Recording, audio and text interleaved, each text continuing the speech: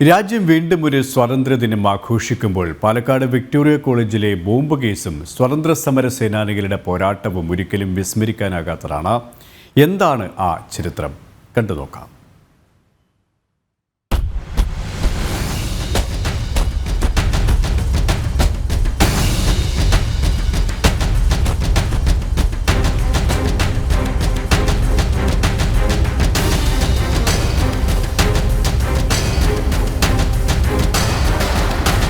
സ്വാതന്ത്ര്യസമര പോരാട്ടത്തിൽ പാലക്കാട്ടെ അവിസ്മരണീയ ഏടാണ് Victoria college bomb case. British രാജ്ഞി വിക്ടോറിയയുടെ പേരിലുള്ള കോളേജ് വെള്ളക്കാരുടെ അഭിമാന സ്തംഭമായിരുന്നു. ക്വിറ്റ് ഇന്ത്യ സമരം രാജ്യമെമ്പാടും കൊടുമ്പിരി കൊണ്ട 1942 ഗാന്ധിജിയും കെ കേളപ്പനും ഉൾപ്പെടെ അറസ്റ്റിലായപ്പോൾ ബ്രിട്ടീഷുകാർക്കെതിരെ പാലക്കാട് സമര പോരാളികൾ ലക്ഷ്യമിട്ടത് ആളപായമില്ലാത്ത ഒരു ബോംബ് സ്ഫോടനമായിരുന്നു. ബ്രിട്ടീഷ് ഭരണ സംവിധാനത്തോട് തങ്ങളുടെ പ്രതിഷേധമറിയിക്കാൻ അവരുടെ സ്ഥാപനങ്ങൾ, പാലങ്ങൾ, ട്രെയിൻ പാളങ്ങൾ തുടങ്ങിയവ തകർക്കുകയായിരുന്നു ഉദ്ദേശം. കോഴിക്കോട് വെച്ചാണ് ഇതിനുവേണ്ട ആസൂത്രണങ്ങൾ നടന്നത്. എന്നാൽ സ്വാതന്ത്ര്യസമര സേനാനികളുടെ പദ്ധതി നേരത്തെ മണത്തറിഞ്ഞ ബ്രിട്ടീഷ് പോലീസ് സ്ഫോടനത്തിന് പിന്നിൽ പ്രവർത്തിച്ചവരെ അറസ്റ്റ് ചെയ്തു. മുണ്ടൂർ സ്വദേശി KV ചാമുവിനായിരുന്നു വിക്ടോറിയ കോളേജിൽ ബോംബ് സ്ഫോടനം നടത്താൻ ചുമതലയുണ്ടായിരുന്നത്. കോളേജിലെ സയൻസ് ലാബിൽ ബോംബ് പൊട്ടിക്കാനായിരുന്നു നീക്കം. തൃത്താല സ്വദേശി KP മേനോനായിരുന്നു ബുദ്ധികേന്ദ്രം. പക്ഷേ സ്ഫോടനം നടത്താനായില്ല എന്ന് മാത്രമല്ല, 1943 ഓഗസ്റ്റ് 7 ചാമുവും ആനപ്പാറ പ്രഭാകരനുമടക്കം പോലീസ് പിടിയിലായി. കോഴിക്കോട് കൊയിലാണ്ടി താലൂക്കിലെ കീഴരിയൂരും പരിസരത്തുള്ള 3-4 സ്ഥലത്ത് വിധ്വംസക പ്രവർത്തനങ്ങൾ നടത്തി റെയിൽ പാലം മറിക്കാനുള്ള പരിപാടി, ഒരു പാലം തകർത്തു എന്നുള്ള കുറ്റങ്ങൾ ആരോപിച്ചാണ് KV മേനോനടക്കമുള്ള 27 പ്രതികളെ, കേളപ്പൻ്റെ മകൻ കുഞ്ഞിരാമകട അടക്കമുണ്ടായിരുന്നു, അവരെ അറസ്റ്റ് ചെയ്ത് ജയിലിലാക്കി. കൊയിലാണ്ടി സർക്കിൾ ഇൻസ്പെക്ടർ കണ്ണൻ നായർ മൃഗീയ മർദ്ദനത്തിന് ശേഷമാണ് അറസ്റ്റ് ചെയ്ത് കൊണ്ടുപോയതും കോടതിയിൽ ഹാജരാക്കിയതൊക്കെ. പിന്നെ അന്നത്തെ ബ്രിട്ടീഷ് പരിപാടിയിൽ നമുക്കൊന്നും പറയാനില്ല. അതിനുശേഷം 10 മാസത്തോളം വിചാരണ തടവുകാരനായി അച്ഛൻ കൊയിലാണ്ടി സബ് ജയിലിലും കഴിഞ്ഞുകൂടിയുണ്ടായി. അതിനുശേഷം അച്ഛനെ കുറ്റവിമുക്തനായി വിട്ടു.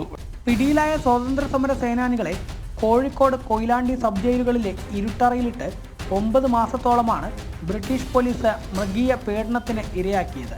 തെളിവുകളുടെ അഭാവത്തിൽ 1944 April 18 KB Menon, KV Chamunni, AK Prabhakaran എന്നിവർ ഉൾപ്പെടെ 14 പേരെ സൗത്ത് മലബാർ സെഷൻസ് ജഡ്ജി വെറുതെ വിട്ടു.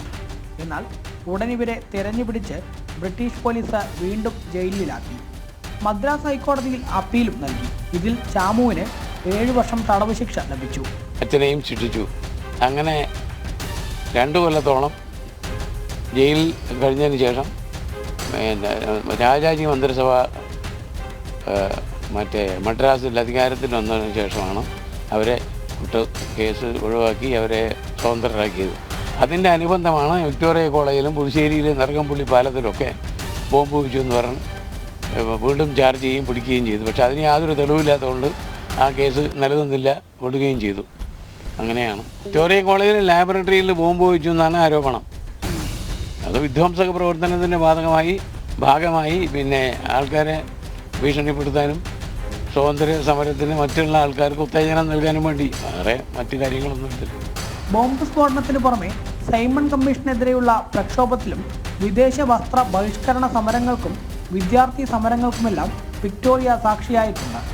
1917 ആനി ബസന്റ് അറസ്റ്റ് ചെയ്യപ്പെട്ടതിൻ്റെ പരിണതഫലങ്ങൾ പാലക്കാടും അലയടിക്കപ്പെട്ടപ്പോൾ വിദ്യാർത്ഥി സമരത്തിന് വേദിയായത് വിക്ടോറിയയാണ്.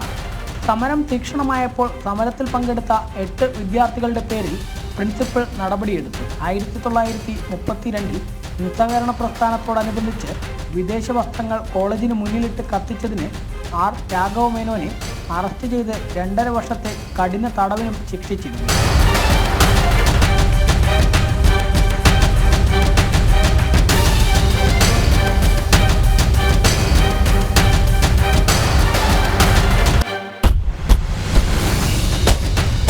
രാജ്യം വീണ്ടും ഒരു സ്വാതന്ത്ര്യ ദിനം ആഘോഷിക്കുമ്പോൾ അറിയപ്പെടുന്നതുമല്ലാത്തതുമായ സ്വാതന്ത്ര്യ സമര സേനാനികളുടെ ത്യാഗങ്ങൾ ഒരിക്കലും മറക്കാനാവാത്തതാണ്.